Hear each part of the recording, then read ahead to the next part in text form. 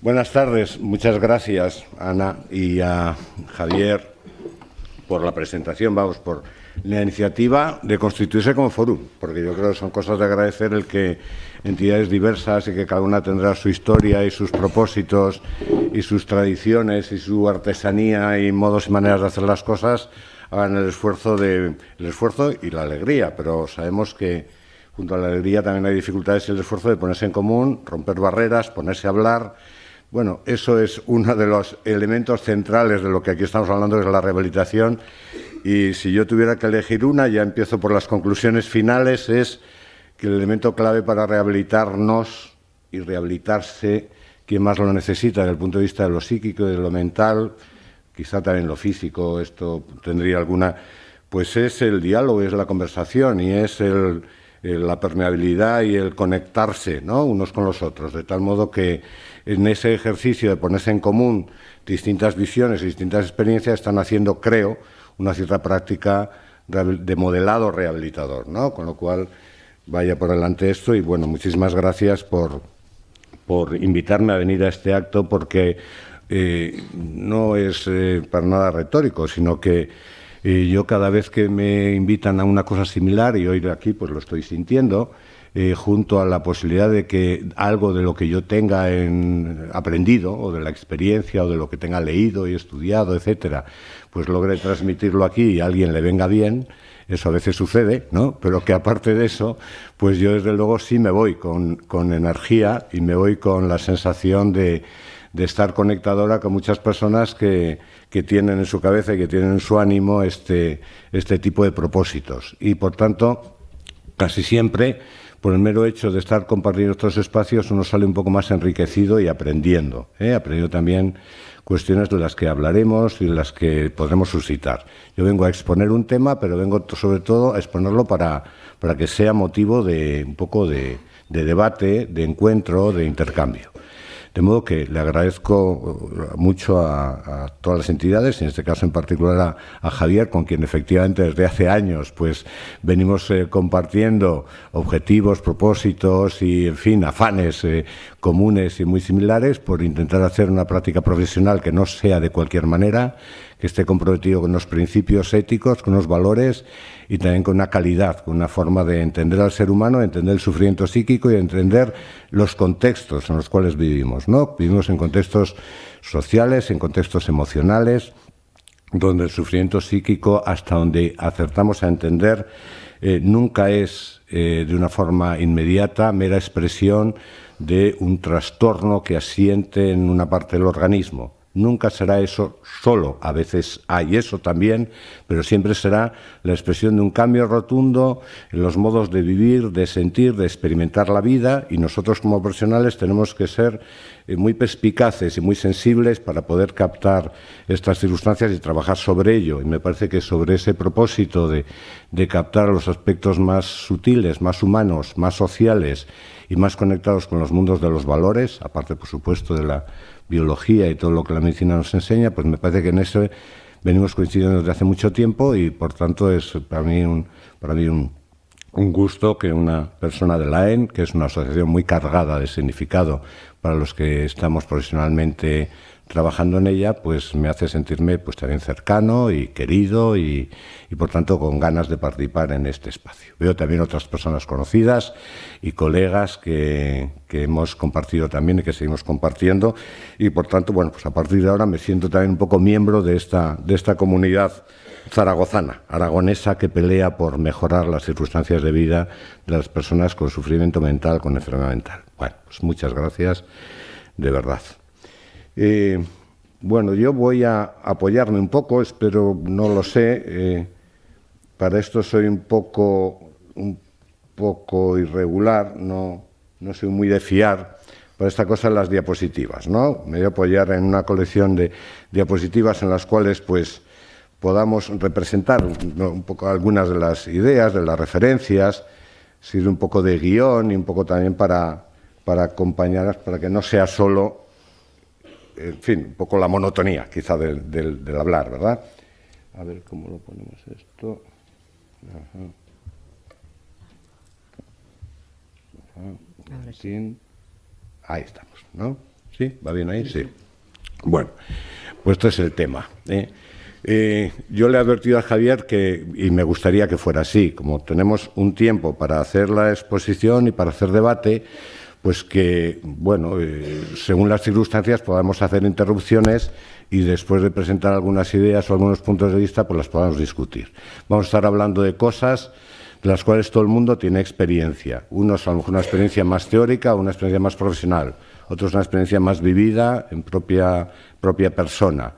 Y, por tanto, todos estamos validados, estamos autorizados para poder expresar opiniones, puntos de vista, hacer preguntas, entrar ahí.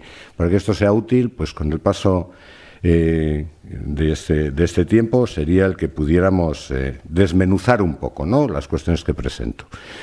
Los términos generales en los que se plantea la rehabilitación en parte han sido esbozados ya antes también por Javier, bueno, y también cuando se ha presentado el tema del estigma, bueno, qué decir, ¿no?, que es tema nuclear en todo lo que estamos tratando. Porque, bueno, Javier decía, claro, la rehabilitación estamos en unos momentos de mucha falta de consistencia, diríamos, de todo qué es exactamente. No es solo una cosa, puede ser entendida varias cosas distintas, llamamos rehabilitación. Tampoco sabemos del todo cuál es el remedio para la enfermedad mental, el remedio principal, ¿no? Entonces recurrimos a muchas cosas. A lo largo de la historia de la humanidad se han recurrido a muchas cosas para buscar remedios a lo que sea la enfermedad mental. La mayor parte de las veces con la desgracia de que los remedios han sido peores los remedios que la enfermedad, y esto ha añadido el gran sufrimiento y el gran descalabro que muchas veces las personas que han tenido sufrimiento psíquico pues han tenido que afrontar, no solamente los problemas derivados de tener un trastorno, un problema, sino los problemas derivados de la respuesta que la sociedad da a ese problema, a ese trastorno. Entonces, es verdad que no hemos sabido, y ahora solamente tenemos algunos indicadores científicos de por dónde pueden ir algunas cosas, qué son cosas que tenemos que hacer, qué son cosas que no tenemos que hacer para ayudar a la persona que tiene, en líneas generales, salvo excepciones, pues nos vamos a estar refiriendo a las personas que tienen trastornos psicóticos de muy larga duración. Trastornos psicóticos que la mayor parte de las veces han merecido en algún momento diagnóstico de esquizofrenia, otras veces a lo mejor no se ha establecido con claridad ese diagnóstico, pero quiere decir que, pues, con las variantes que esto acepte. No conocemos los tratamientos, pero hay algo más gordo todavía, yo creo, y es que verdaderamente, claro, esto que lo diga un médico, y que además, pues eso, uno ha estudiado todo lo que ha podido y ha hecho máster y cursos, etcétera, y la especialidad y todas estas cosas, pero bueno, pues no sabemos qué es la psicosis, no sabemos qué es la esquizofrenia. El qué es, quiero decir, no es que no tengamos ni idea, quiero decir que no lo sabemos de una forma perfectamente clara y perfectamente definida. Nadie la ha visto, nadie la ha conceptualizado ni la ha acotado de una forma precisa, y es algo que, por tanto, está en nuestra forma de definir las vivencias psíquicas de otra persona por lo que creemos que sucede y por lo que compartimos entre unos y otros las nociones que intuitivamente y por empatía y por captación de proximidad con el otro nos podemos hacer la idea de que hay cambios significativos en el mundo psíquico.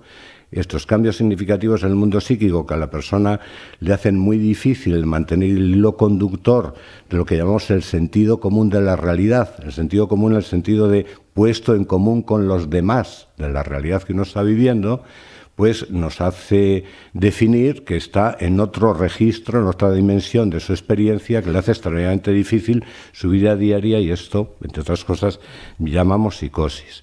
Pero, por tanto, la psicosis es un supuesto del observador, de todos nosotros, que un grupo de personas que padecen o que tienen unas formas de expresar su vida psíquica verdaderamente peculiar, generalmente difícil y generalmente asociada a un grado alto de sufrimiento, pues tienen esta definición. No es que yo me quiera regodear un poco en hacer exhibición de la ignorancia que tengo de la psicosis, porque también es verdad que hay muchos años de estudio y muchas cosas que vamos sabiendo. Pero lo más importante que sabemos es no tanto en qué consiste, quizás, lo que llamamos psicosis, sino lo que sabemos de ello es a través de la respuesta personal del sujeto que tiene la psicosis. Es decir, me encuentro una persona que está asustado o que está replegado, o que está muy alborotado, o que está confuso o confusa, o que está con mucha variación en el estado de ánimo, o que tiene un discurso que apenas logro entender y que lo llamo incoherencia o fragmentación del discurso. Es decir, el cómo expresa cosas de su vida psíquica y cómo se relaciona o deja relacionar conmigo y con los demás es lo que me da claves acerca de cuál es su realidad psíquica. Por tanto, lo que conocemos de la persona es su respuesta personal a lo que le esté ocurriendo. Puede que por dentro tenga miedo, bueno, puede ser. Puede que por dentro se sienta iluminado con una captación sui generis de una creencia acerca de la naturaleza del mundo o de su destino personal en la vida, puede ser. Lo que yo observo es lo que él calla o lo que él me dice, a veces de una forma clara, a veces de una forma indirecta. Son, por tanto, la expresión de su subjetividad, de lo más personal suyo, lo que me da las claves acerca de lo que le puede estar ocurriendo. Y en eso es en lo que consiste todo lo que venimos intentando saber y con más o menos acierto venimos intentando tratar para reconducir los aspectos principales de la vida de aquella persona que hasta donde nosotros acertamos a poder identificar en qué consiste principalmente el mal, el trastorno, la enfermedad, pues sería quizás en aquello de en algún momento esa persona parecería no sentirse dueño de su propia vida psíquica, dueño de su propio destino personal, dueño de las comunicaciones y los intercambios que establece con los demás y está un poco como a merced de un destino que le puede dar unos varapalos que, digamos, le puedan producir destrozos, daños, sufrimientos importantes en su vida personal. Pero esto es muy importante porque, por tanto, algo de por donde nosotros estamos avanzando ahora cada vez más es si estamos de acuerdo en que a la hora de conectar, de establecer relación con la persona que padece y la persona que sufre, lo que nosotros podemos intentar hacer es conectar no tanto con la enfermedad, sino con la respuesta personal, la respuesta subjetiva del sujeto a lo que esté viviendo en su mundo interno. Esa respuesta es la que permite que dos seres humanos nos pongamos en común, nos pongamos en comunicación y ahí haya una posibilidad de intercambio, una posibilidad de diálogo, una posibilidad de que les seamos verdaderamente útil para definir mejor su propia vida. Todos nos conocemos a nosotros mismos a través de nuestra relación con los demás, todos. Y la relación terapéutica, que es lo que nosotros intentamos establecer con la persona que está con la psicosis, es establecer una relación de un modo que a esa persona le pueda ser útil para conocerse mejor y para hacer los cambios que resulten ser significativos en su vida a través de una relación terapéutica que a veces es personal con uno, con un equipo terapéutico y con el resto de personas con las cuales se integran. Es lo que llamamos la red, el trabajo y el tratamiento en red social, en interacción significativa y simbólica con los demás. El trabajo en rehabilitación, por tanto, es algo que va a estar apoyado y sustentado en gran parte en esta perspectiva. Luego tendremos que entrar a desmenuzar y a ver con detalle, a ver dentro de lo que es la hipótesis del trastorno, del problema, de la desventaja en que esa persona se encuentra, cuáles son aquellas áreas en las que podíamos definir historias problemáticas más claras de identificar y poner en marcha procedimientos de ayuda para contrarrestar o mejorar esos problemas específicos en el funcionamiento de una persona concreta. Bueno, esto como pequeña introducción, punto de referencia. Segundo, pasando ya a aspectos un poquito más específicos y concretos de la rehabilitación. La rehabilitación, es verdad que decía Javier, es un término un poco importado de la medicina. Y efectivamente, pues durante todos estos años, a pesar de que efectivamente tiene este sesgo como de quizá un poco artificio importado de la medicina o de otras áreas, por ejemplo, la arquitectura rehabilita edificios, pero nos trae un poco la noción de que allá donde hay algo que ha perdido su mejor manera de ser, su mejor manera de estar, su mejor función, esto puede ser rescatado, puede ser modificado, puede ser restablecido.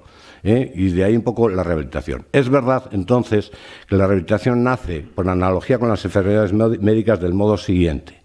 Así como en una fractura de un brazo, por ejemplo, hay un modo de tratar la fractura, que en este caso es la cirugía, y luego, pues muchas veces el brazo no quedó del todo bien, y entonces el movimiento no es del todo amplio o es recortado o da dolor o no se hace con precisión, entonces uno va después de la cirugía a rehabilitación.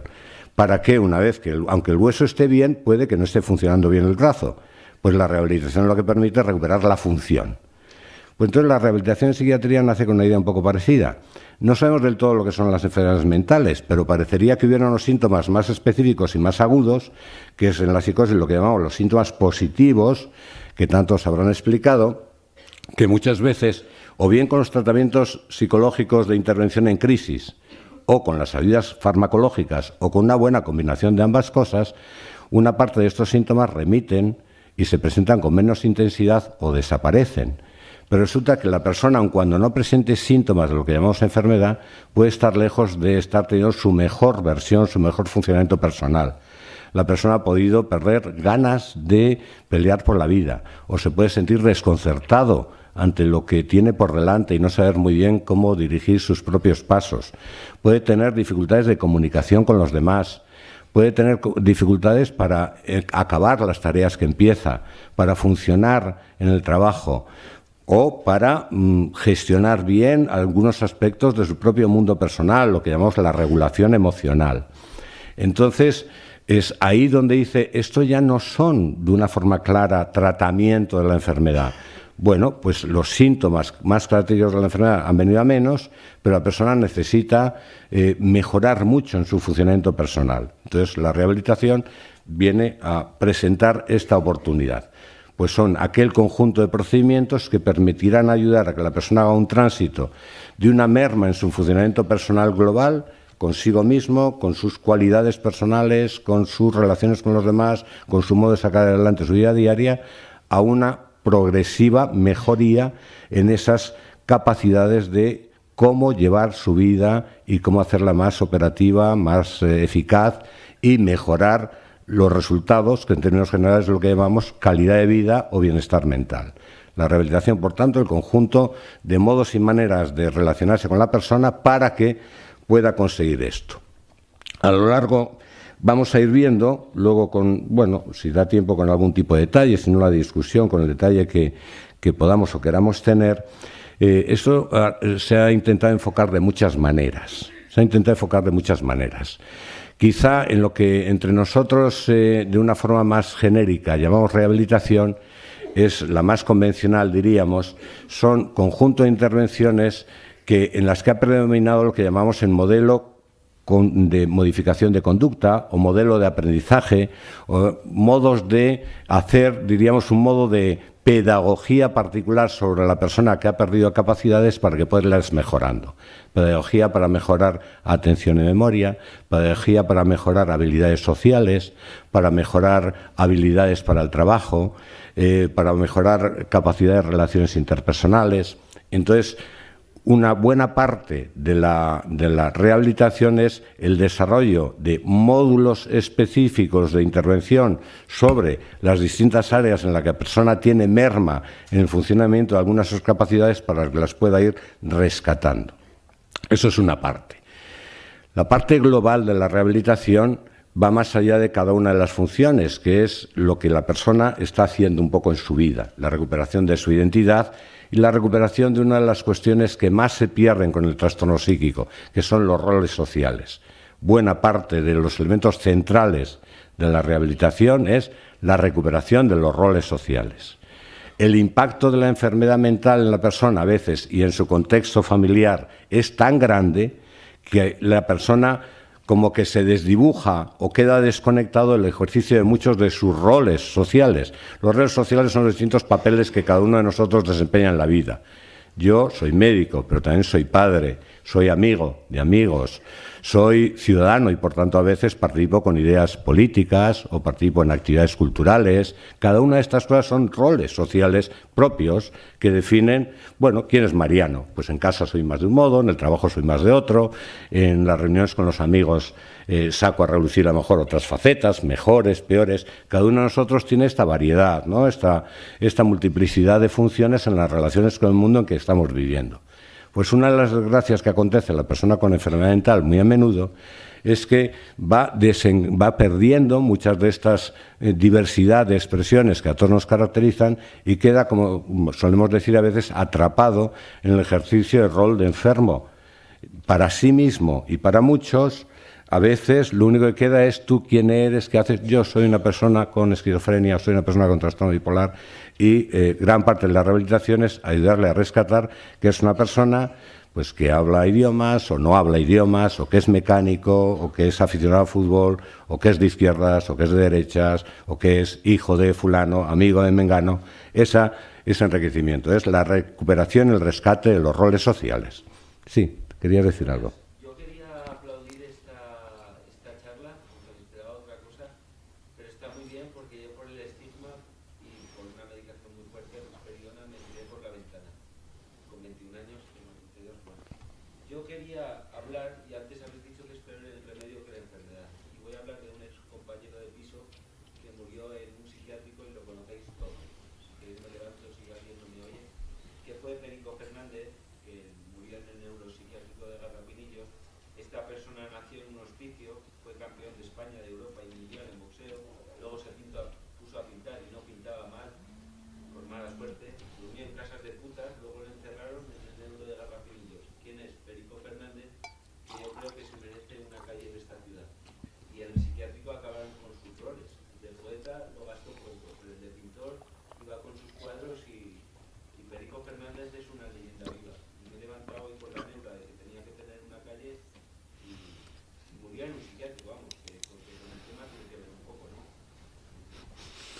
Pues una cosa más, este folleto es buena intención, ¿no? Pero lo que hay que hacer es una revistilla, dado que lo paga el gobierno de Aragón, la podemos hacer entre pacientes y psiquiatras, pacientes por una revista de verdad, ¿no? Estos son puntos a desarrollar por psiquiatras, por pacientes y por asistentes sociales y tal. Y perdón, lo quería hacer luego unos y preguntas, pero ya.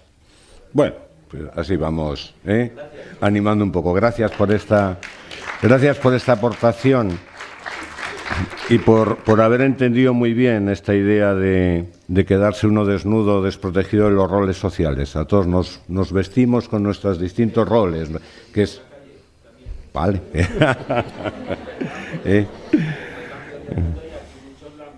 Sí, sí.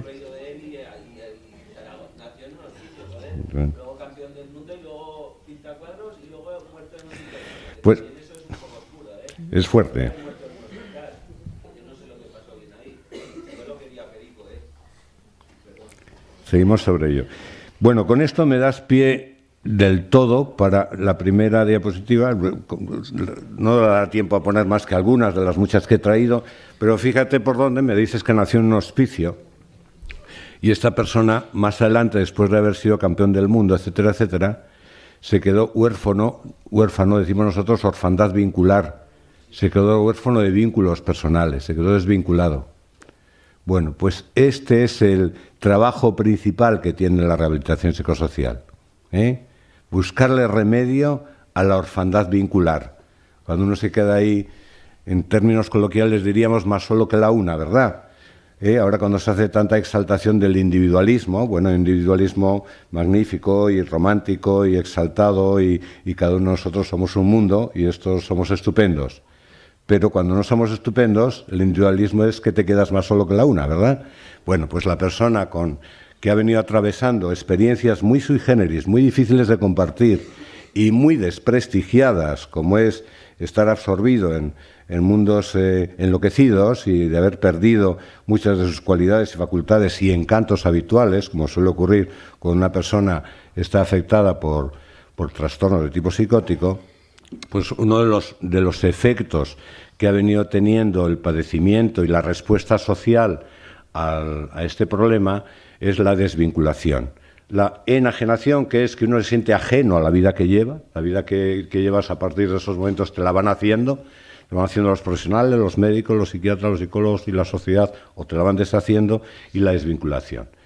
Pues la rehabilitación nace en gran parte como alternativa, aparte de todas las cuestiones técnicas, de cómo se hace, cómo se ayuda a una persona para mejorar habilidades sociales, para mejorar función cognitiva, para mejorar atención, para mejorar relaciones interpersonales, todas estas funciones modulares que tantas veces os sonarán, o rehabilitación laboral, o empleo de ocio y tiempo libre, etcétera, etcétera, se hace en realidad viene a remediar el gran daño o los efectos perjudiciales más negativos de lo que produjo la llamada institucionalización del enfermo mental crónico, que era cuando pasaba a dar con sus huesos en los manicomios o en los antiguos hospitales psiquiátricos, que aunque el origen de los hospitales psiquiátricos fue un origen interesantísimo, porque es dar refugio y apoyo a las personas que están quedándose, digamos, fuera de circuito en una sociedad.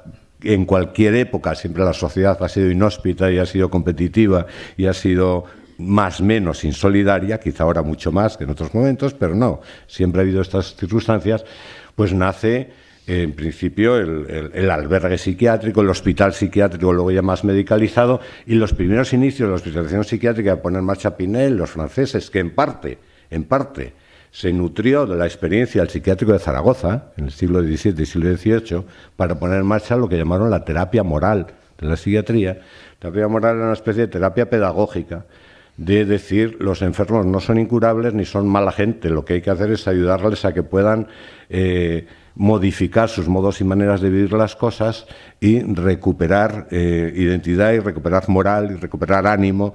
Sería un poco un equivalente a lo que llamamos terapia psicológica, pues producía efectos magníficos en las personas que fueron atendidos en aquellos primeros contextos. Lo ocurre luego en los hospitales psiquiátricos, empezaron a ser el depósito de mucha gente que tenía trastornos psicóticos o que tenía otros problemas sociales.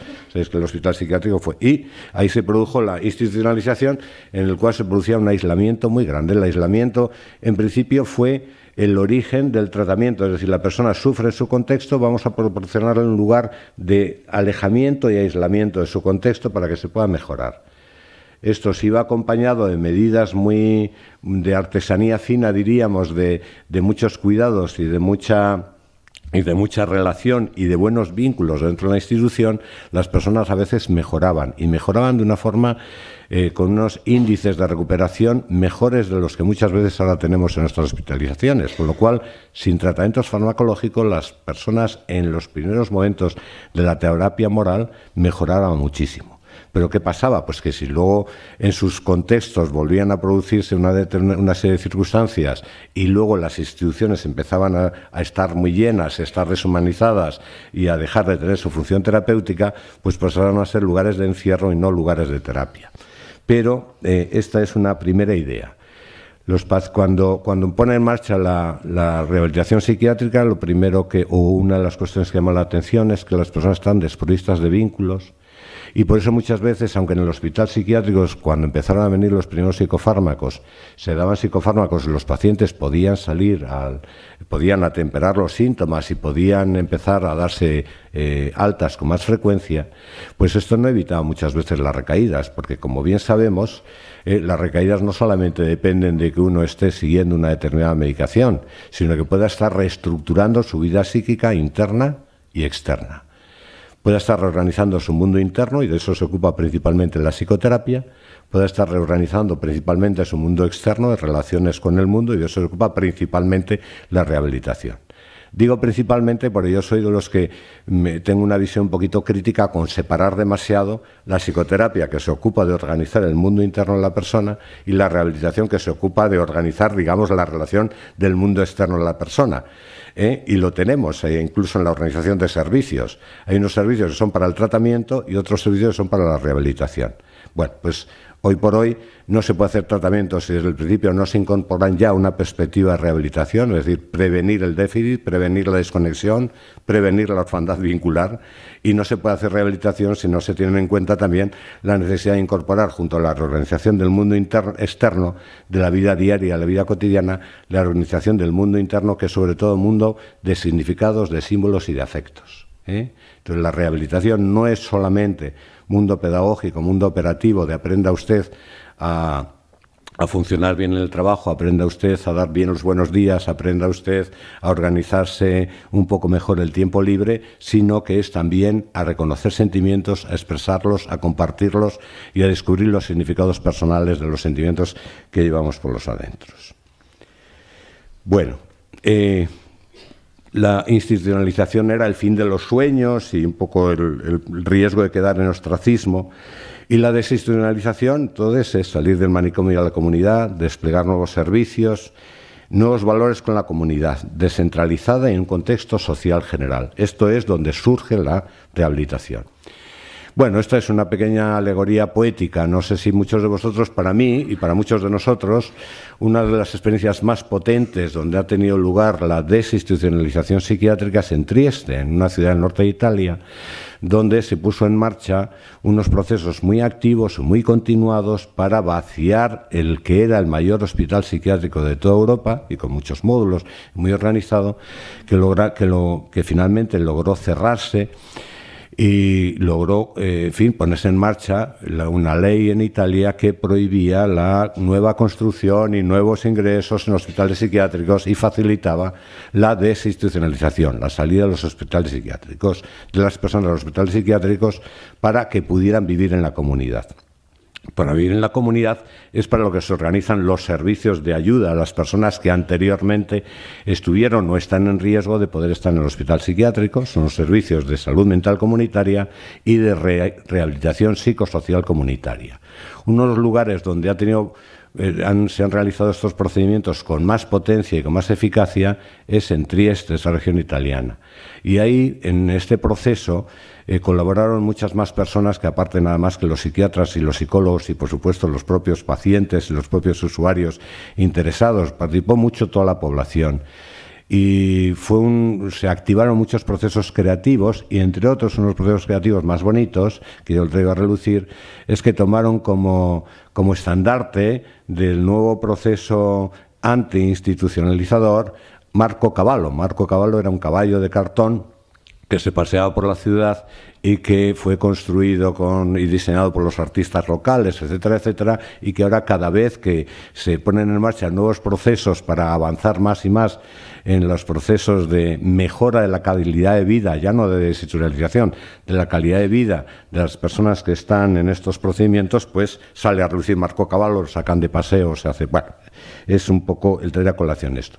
Pues fijaros que en Trieste, ya que hablo de esto y ya que vamos avanzando, que hay muchos modelos distintos de rehabilitación, apenas conocen esta palabra, apenas conocen la rehabilitación psiquiátrica, porque ahí pusieron en marcha un procedimiento de desinstitucionalización radical, de tal modo que, según la persona se le iba trabajando con él una alternativa de vida a la institución psiquiátrica, el elemento central para la reorganización de su vida personal era vincularse a un trabajo, a una de las múltiples empresas sociales que allí organizaron como infraestructura potente para que la persona tuviera identidad propia y proyecto de vida propio personal.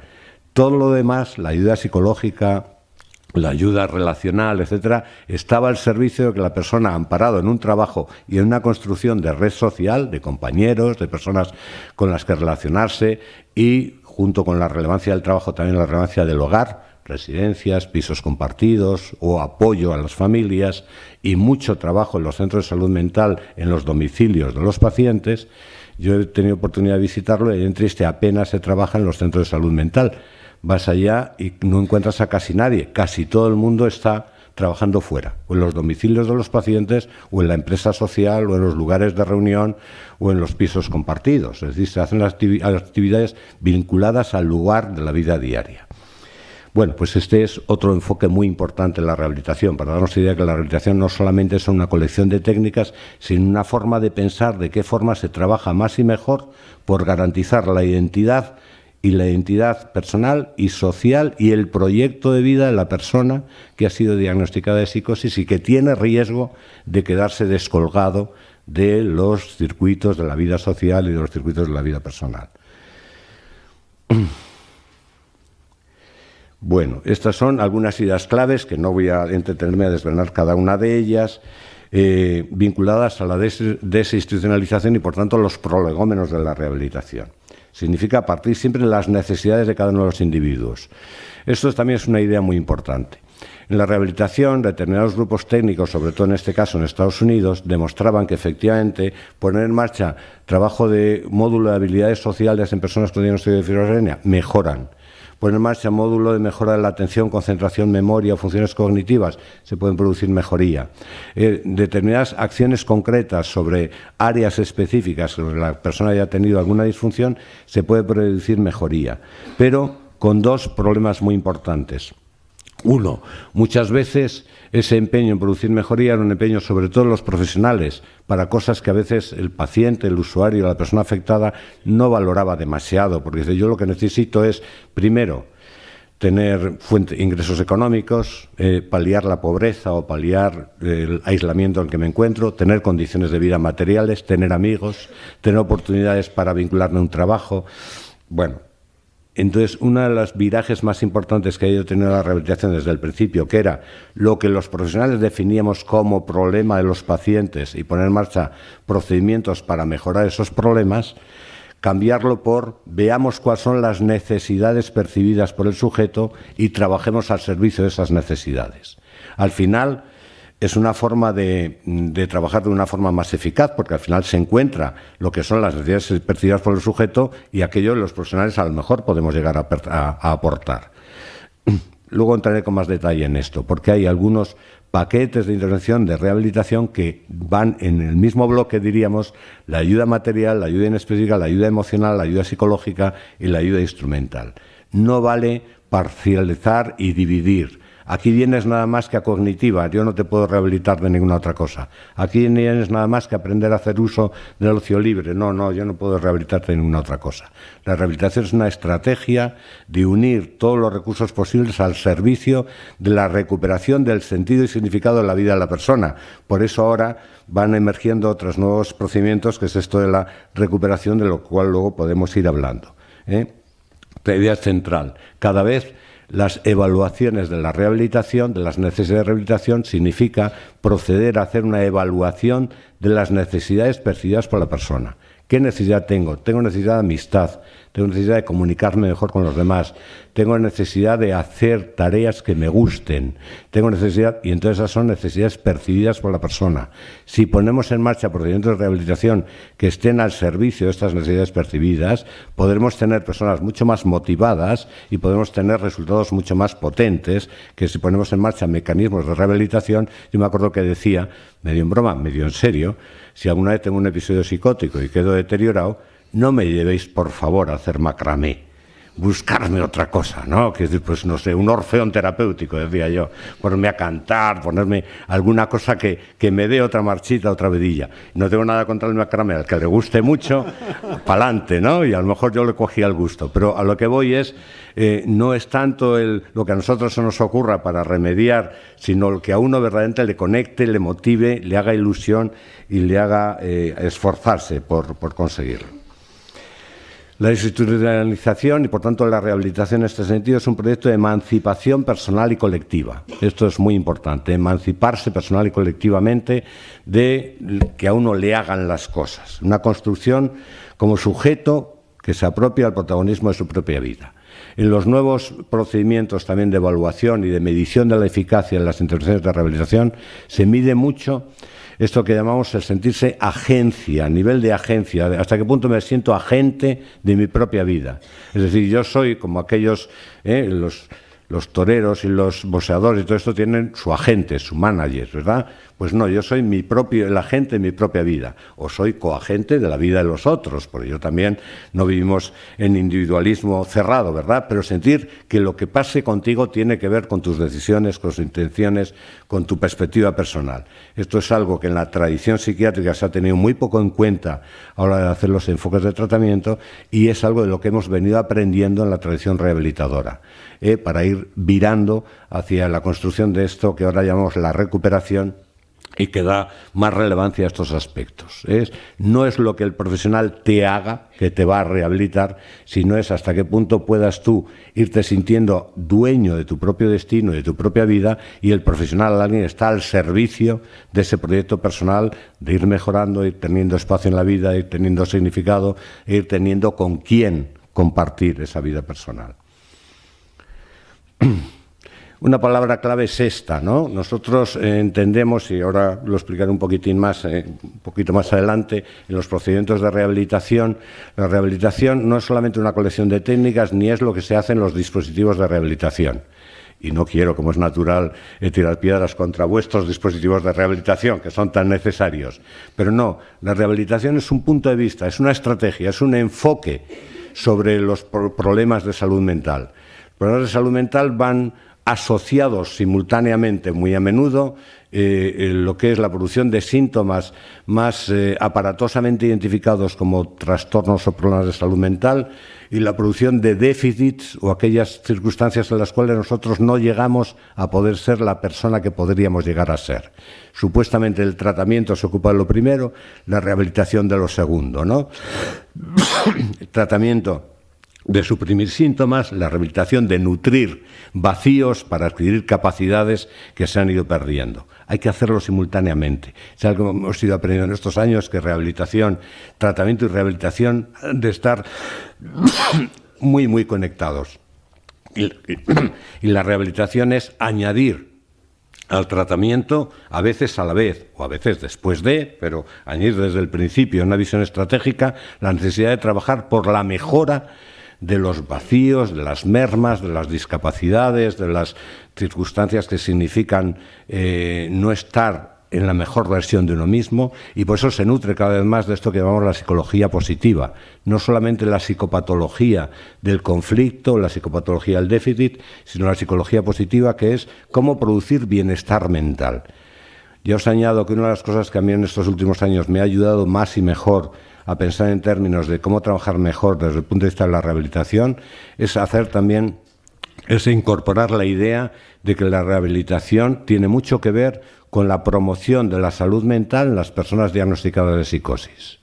¿De qué forma puedo hacer promoción de la salud mental? Es decir, cómo ayudar a que la persona pueda estar más cerca de un rendimiento óptimo, pueda estar más cerca de un bienestar mental, puede estar más cerca de una calidad de vida y de una vida más plena, aun cuando tenga un diagnóstico de psicosis. Ayudemos a que la psicosis le perturbe lo menos posible, pero hay otra parte en la persona que no es psicótica, que es la parte que está dispuesta a seguir creciendo y la parte que está dispuesta incluso a entender a su parte psicótica e integrarla. Pues la rehabilitación también consiste en esto. Y una palabra clave es esta idea del seguimiento comunitario. Son intervenciones que consisten en acompañar a la persona en su medio de vida, proponerle una relación de ayuda para superar las dificultades que surgen a diario, y para esto es lo que llamamos la función terapéutica, y para sortear las barreras internas y externas que le impiden utilizar recursos necesarios para su integración social. Con esto apunta también a una de las derivas o de los instrumentos de trabajo que se van incorporando, todavía poco, pero también se van incorporando a algunos de los procedimientos y algunos programas de rehabilitación, que es esta idea del acompañamiento terapéutico. Bueno, no sé, acaso luego podemos comentar algo de ello, porque en Madrid se han puesto en marcha unos equipos de trabajo que de alguna forma pues se amparan mucho en esta idea del acompañamiento terapéutico. Y por tanto la rehabilitación también es esto, es proporcionar un seguimiento comunitario que ayuda a sortear barreras internas y externas. Fijaros qué fácil de decir, qué difícil de realizar. Este es todo un programa que luego entras a desmenuzar y lleva, pues claro, pues mucha artesanía, muchos años y mucha complejidad del equipo de trabajo para poder hacer esto. Interactuar cotidianamente con las articuladas relaciones que tiende a armonizar el individuo con los demás. Bueno, esto es también profundizar en la idea de que la rehabilitación no es solamente una cuestión pragmática, que alguien con muchas dotes pedagógicas ejerce sobre otra persona que tiene limitaciones funcionales para el ejercicio de una tarea, sino que es en un mundo de relaciones. La rehabilitación ha de realizarse, no podemos concebir una rehabilitación aislada, en un sujeto aislado. Concebimos una rehabilitación en un sujeto del mundo